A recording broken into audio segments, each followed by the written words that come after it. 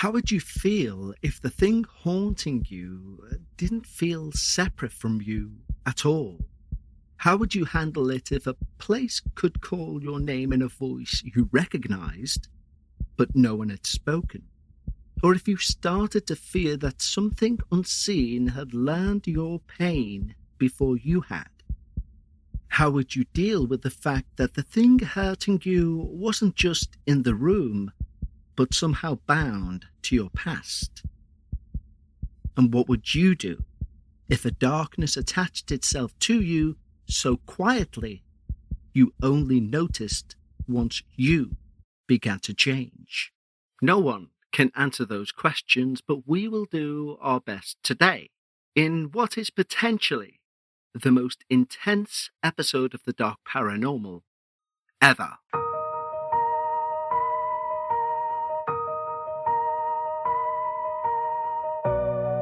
Live from Liverpool, the Dark Paranormal with Kevin Eustace. Hello everyone, and welcome to the second episode of this season's Dark Paranormal.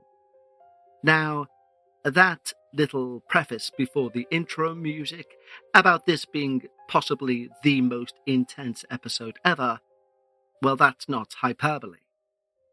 In fact, although it is part of the email sent in by our anonymous submitter, I will read to you the trigger warnings now in advance, because this may, in fact, definitely won't be an episode for those with certain feelings and sincerely for those with young ears. And the trigger warnings that have been placed on this email by our submitter are as follows. Trigger warning: child abuse, sexual violence, racial violence. So, if on hearing those trigger warnings, this episode you feel may be a bit uncomfortable for you, please skip it. If you're still here, it's going to be intense, but it's also going to be educational and downright terrifying. But before we get to that, of course, a huge shout to our Patreon team. They're the lifeblood of this show, and we sincerely, literally, could not operate this entire thing without them. Now, if you wish to become a Patreon, the link is in the show notes. We're giving away a week's free trial at our highest tier. And what do you get in return for becoming a Patreon to the Dark Paranormal?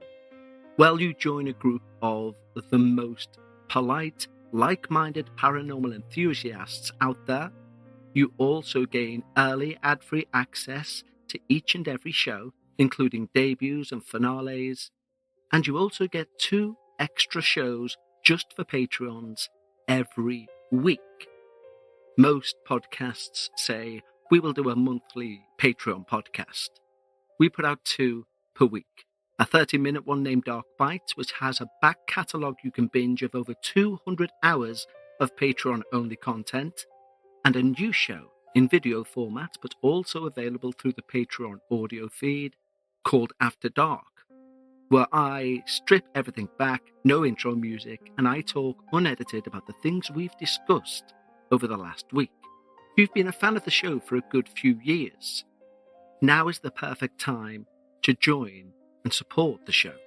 But again, the link's in the show notes, or go to patreon.com/The Dark Paranormal. And if you have your own paranormal experience of any type or length, there is also a Submit Your Experience link in the show notes, or go to thedarkparanormal.com/Submit My Experience. But right now, it's time to lower the lights. Make yourself comfortable, and of course, leave your disbelief at the door as we hear Haunted from Inside.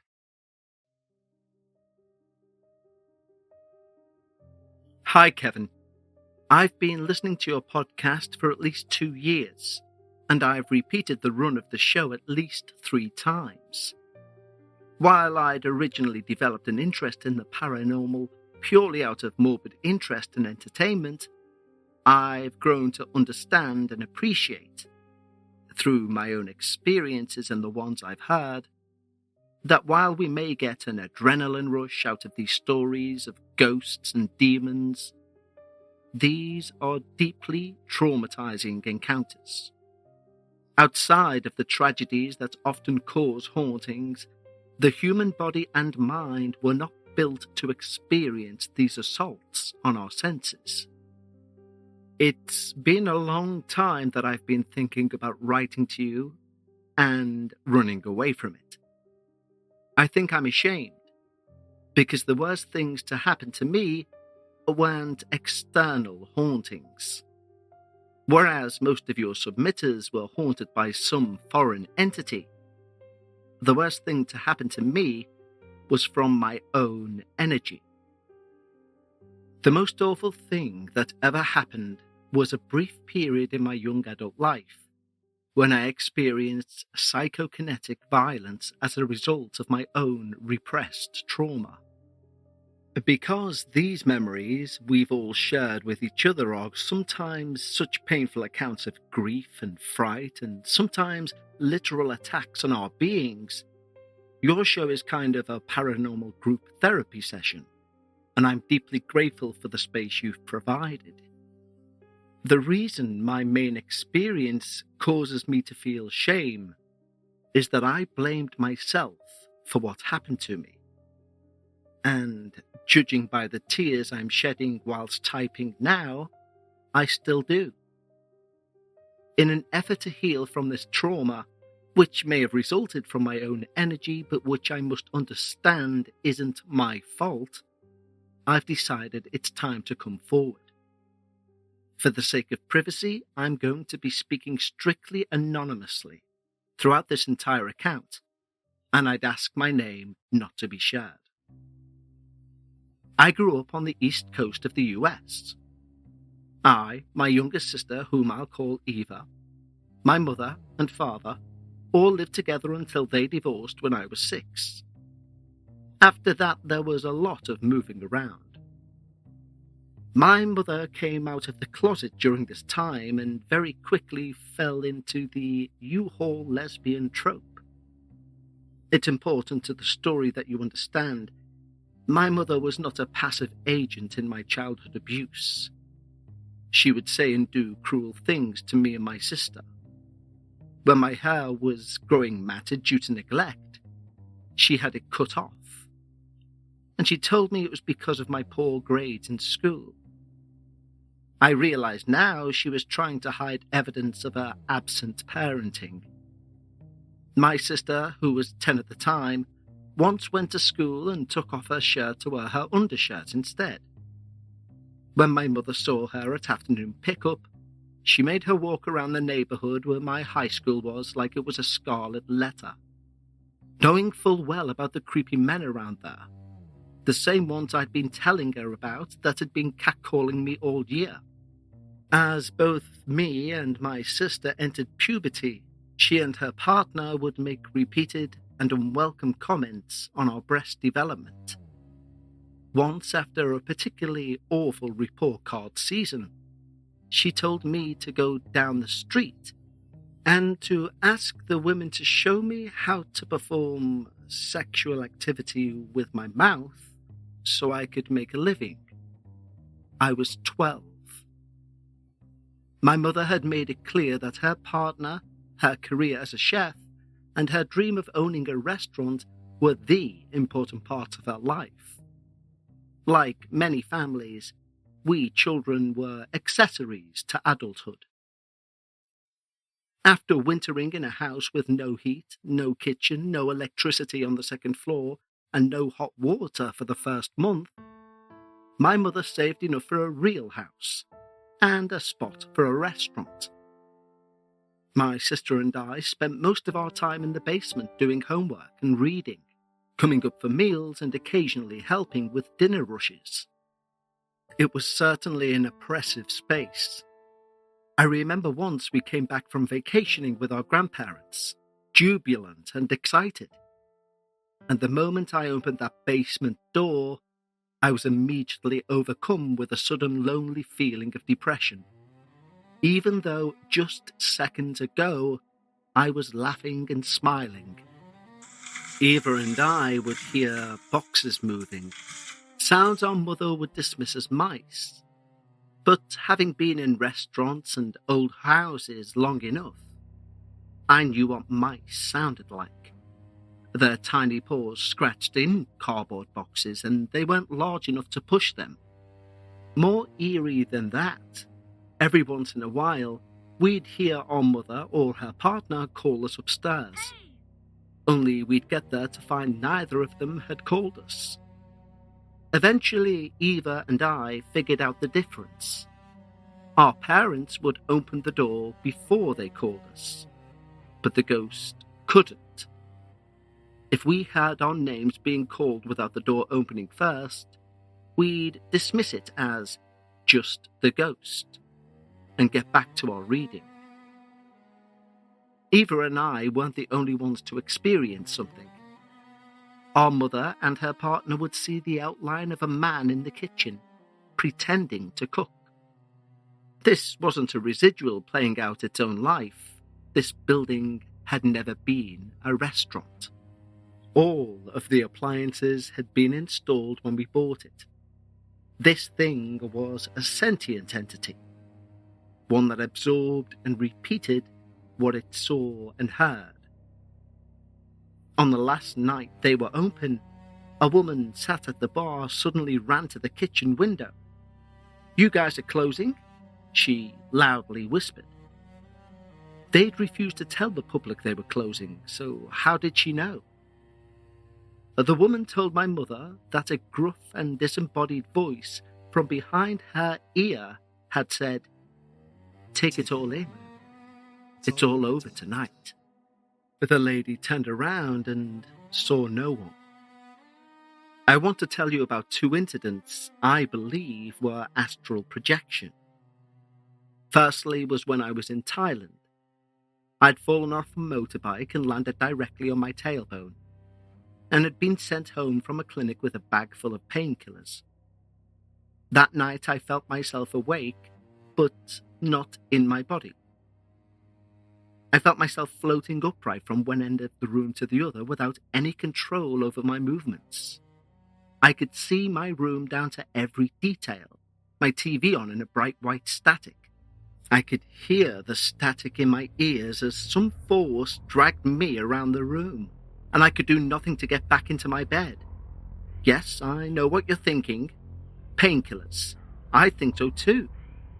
But I later took the same medicine and dosage for bad menstrual cramps, and there was no such result. What I keep returning to is this. Traditional Chinese animist traditions present throughout Thailand hold that ghosts cannot move except in straight lines. No diagonals, no curves, no zigzags. It's the whole principle behind Feng Shui, to prevent harm from spirits moving through space. That night, floating uncontrollably in a completely lucid state, I was only moving in straight lines. The second time was in Turkey, visiting my father's extended family. Again it was night, again I was lucid. I could see my room in every detail, and I was dragged out of bed. It felt like I was fighting for my entire life not to let whatever invisible force had me by the ankles pull me free. A part of me knew it wasn't just dragging me out of bed and onto the floor, it was dragging me out of my room entirely, to somewhere I did not want to go. It felt like I struggled for ages, but I finally got back. No pills included that time. When I left Turkey, my mother was living in the deep south, and I moved in with her until I found a place of my own. The room was suspiciously cheap, which I later would understand. One night, while I was sleeping, I woke to the feeling of being slapped on the top of my head with a pile of books. There was no headboard, no wall above me, no bookshelves near the bed. I knew the house was across the street from a very famous lynching in the 1980s. often cited as the last lynching in the country before a recently released report detailed incidents between 2000 and 2025. I live next door to the home of one of the men who, after a judge failed to indict a black man for a white man's murder, attacked an 18-year-old boy with a mob. A man I worked with in town told me what they did to him. Let's just say the tree is still there down the street. I don't know if being black has anything to do with what I experienced in that house, but given the history of the property, I would not be surprised. Money goals are things we all have. My personal one is to make sure that I'm mortgage-free by age 50. How am I getting towards that goal? I'm 46, and in 4 years, do I think I'm going to get there? Well, I'm unfoundedly optimistic. But here's the most interesting thing. We only like to talk about money when we've made it, when that goal is achieved. Now, you've probably got our well-being app. Well, Acorns is a financial wellness app that wants to show a little love to everyone who's on their way to a goal. Some people shy away from the word investing because it seems like it's a word for people who know about finance, etc. Believe me, that's not a prerequisite. Acorns is a smart way to give your money a chance to grow. Acorns is easy. You can sign up in minutes and start automatically investing your money, even if you've just got spare change. Acorn supports your big and small goals across every life stage. Plus, the app has the Acorns Potential screen, which shows you the power of compounding and how your money could grow over time. Acorns is an all-in-one. No more finance apps cluttering up your phone. With Acorns, you can invest, save, and give your money a chance to grow in one trusted place. Believe me, I've never seen something like the Acorns Potential screen showing the power of compounding. And even that word, compounding, we all believe that belongs to the ones who work in Wall Street.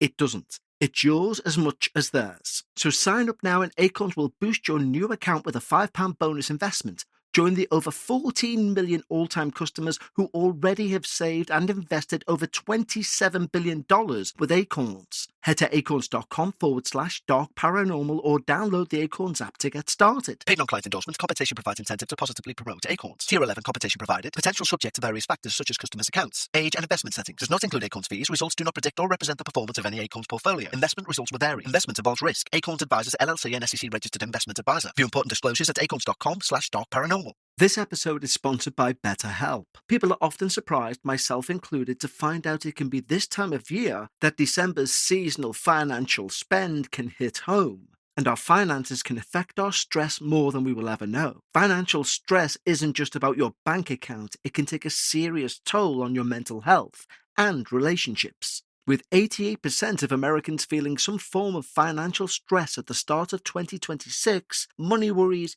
clearly often bring anxiety, sleep disruption, even depression. And if we're looking for one of the leading sources for conflict within couples, money will be it. So this month we want to normalize the emotional weight of financial stress and remind people that struggling with money doesn't mean they've failed. Sometimes it's just about accessing the right kind of support. Regardless of where you are financially at the present moment, I would take a good bet at some point in your life you've been faced or will be faced with financial stress. For me, it was when I was a youngster and I didn't handle money at all well. I was constantly going over my overdraft, receiving overdraft charges, which I could never repay. And what starts out as a simple money spiral, well, that spiral grows teeth, and those teeth dig into you with stress that you just can't find a way out of. But listen, therapy isn't about financial advice. It's about managing the stress, the shame, or anxiety that can come with it. Therapy can help people unpack their relationship with money, build healthier coping strategies, and feel less alone in the process. But as someone in therapy, their therapist match commitment for me is a game changer. If you're not happy with your match, switch to a different therapist at any time from their tailored recommendations. And it works. An online average rating of 4.9 out of 5 stars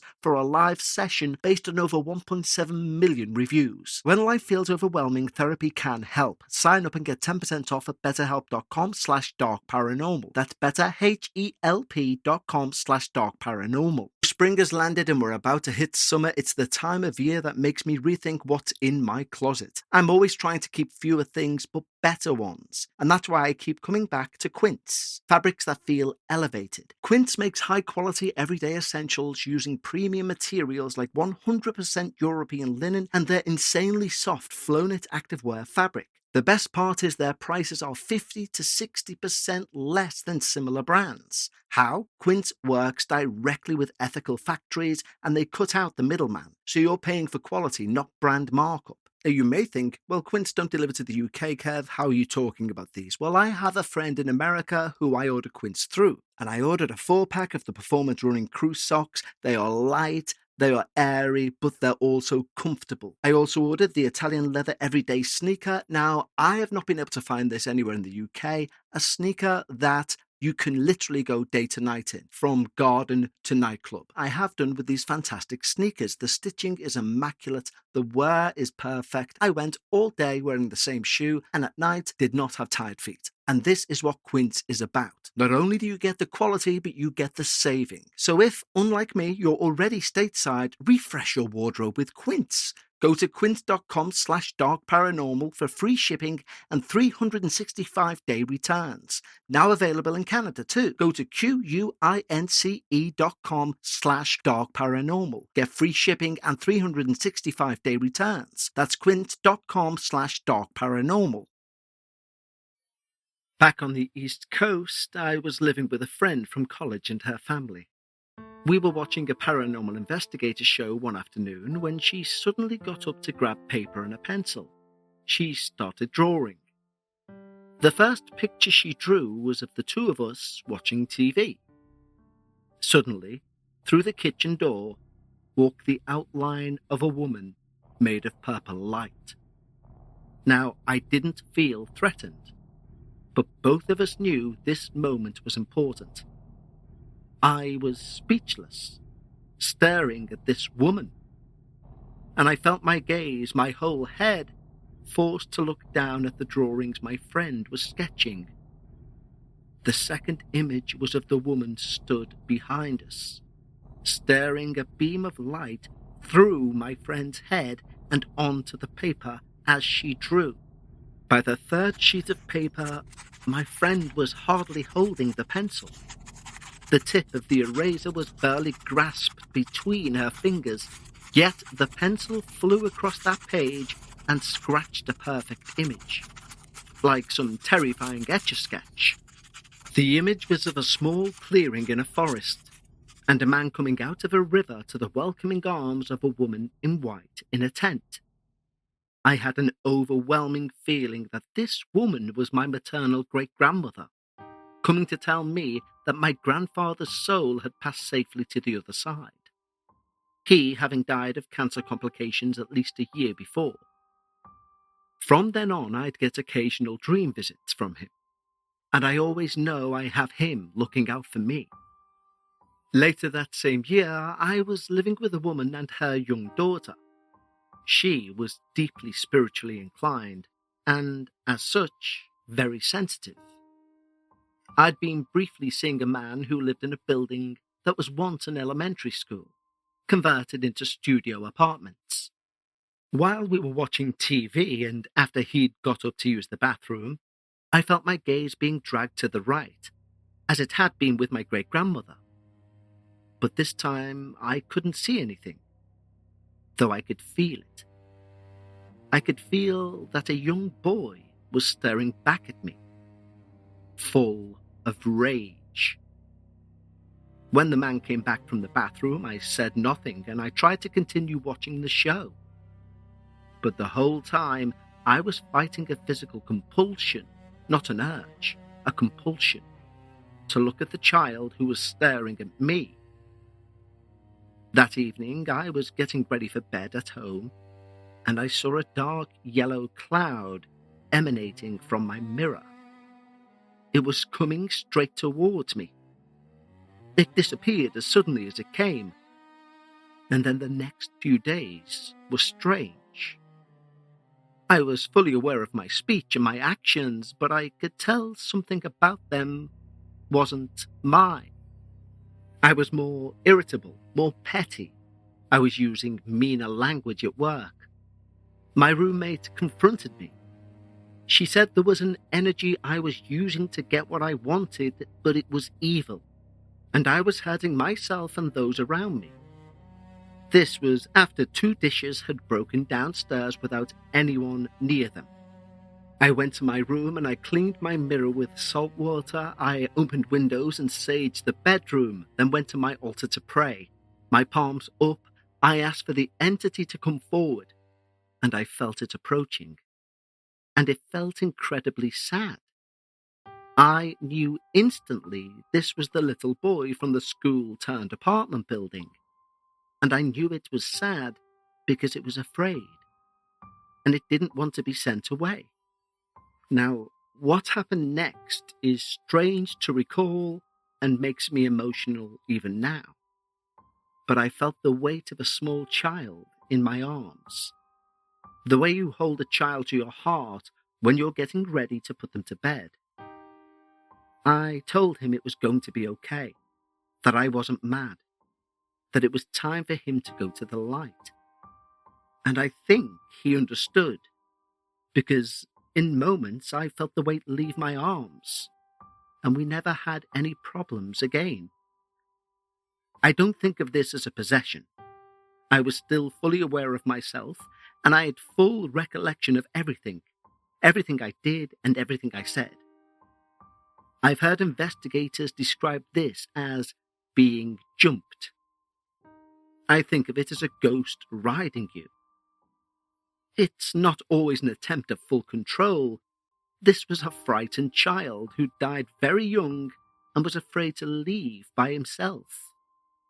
And because he had jumped me, I had to be the one to help him to go.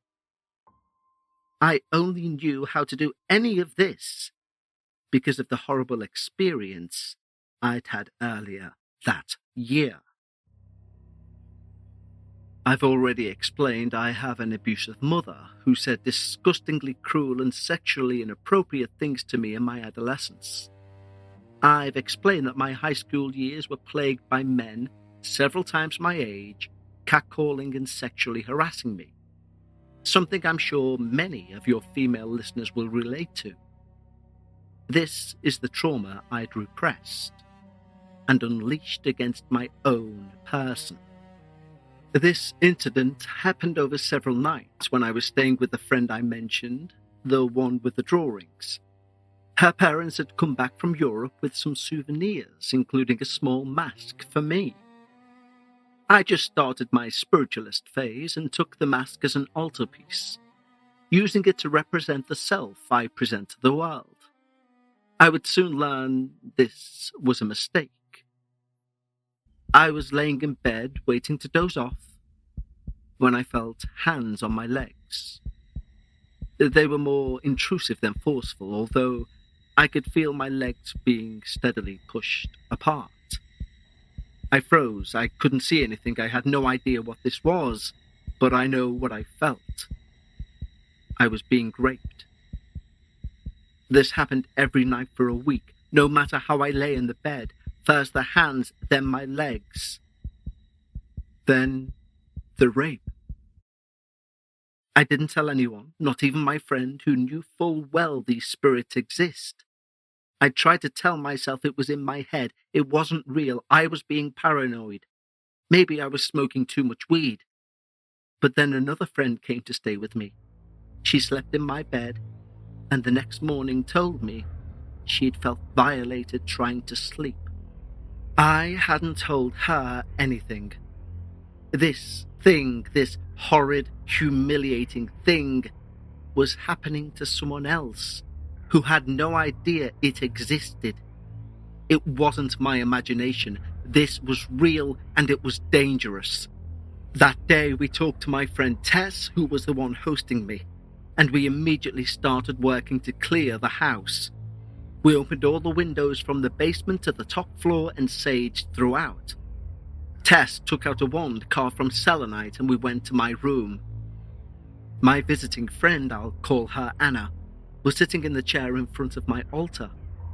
Tess and I were searching for some sign of a disturbance when Anna suddenly started talking about something completely unrelated.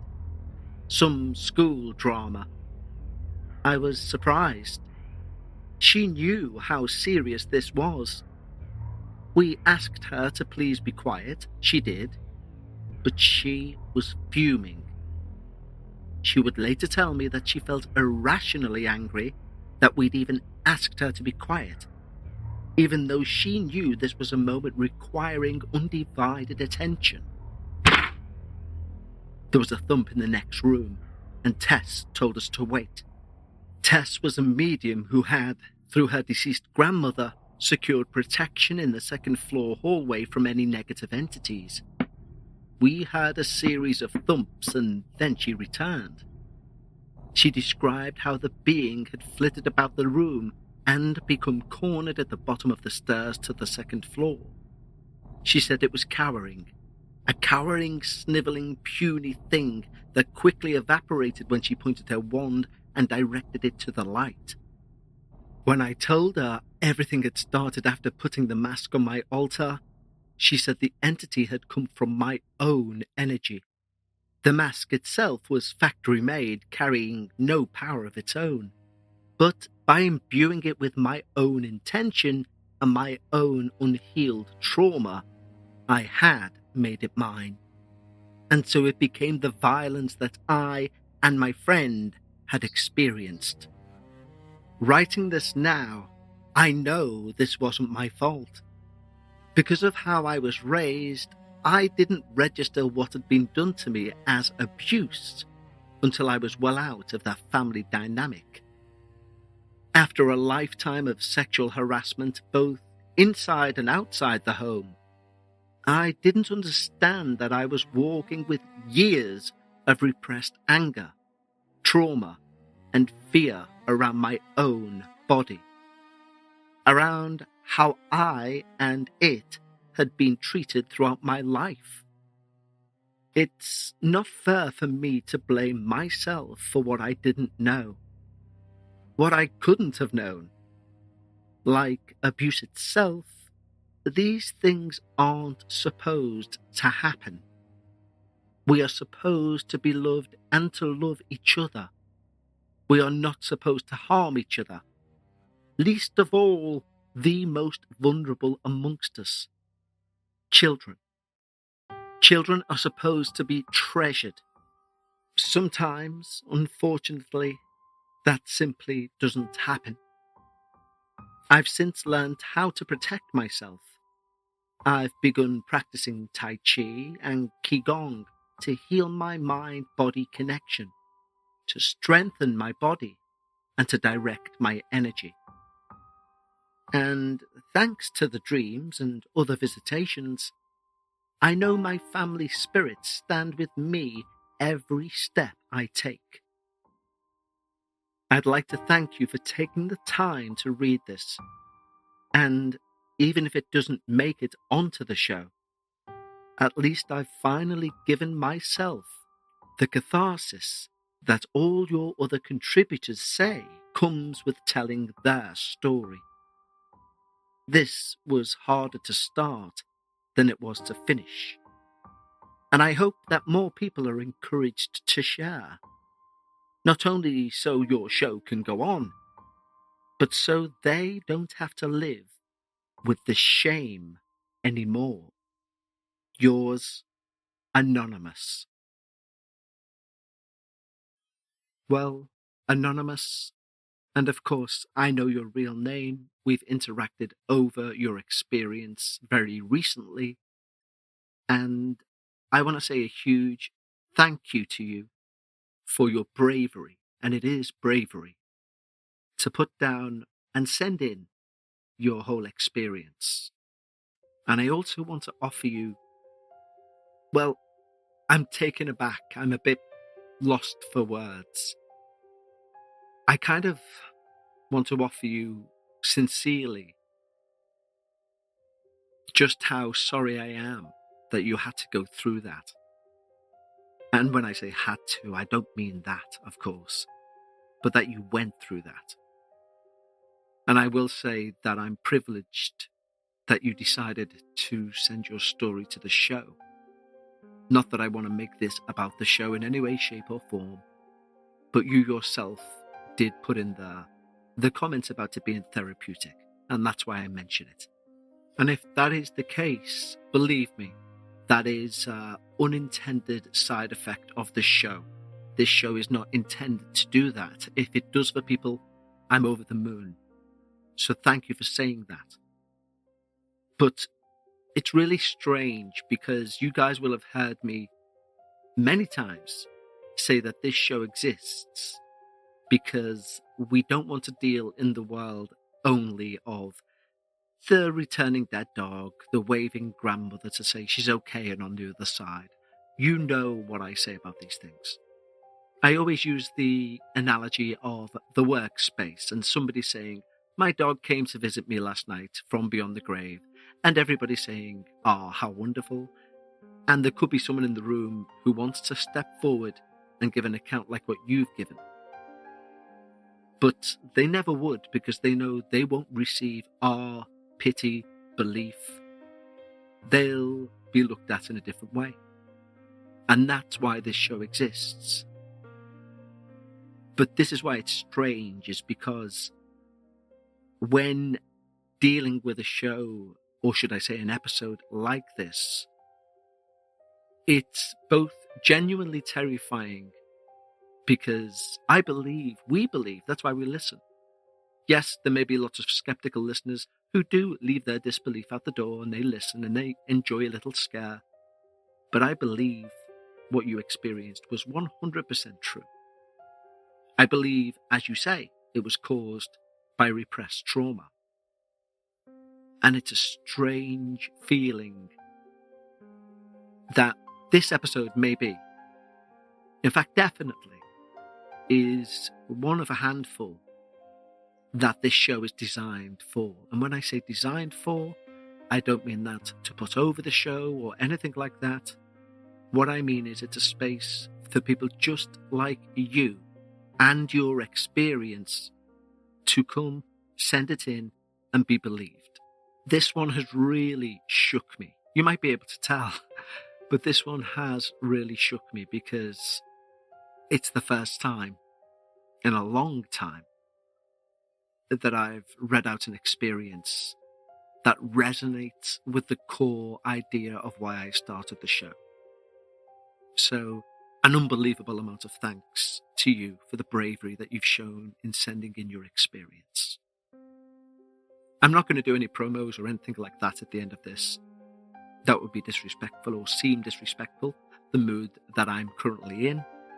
So I will just say thank you all for listening. An amazing thank you to our submitter. And I'll speak to you all again for episode 3 next Friday. Until then, stay safe, take care, and don't forget, whenever you discuss the paranormal, always leave some of your disbelief at the door. Goodbye.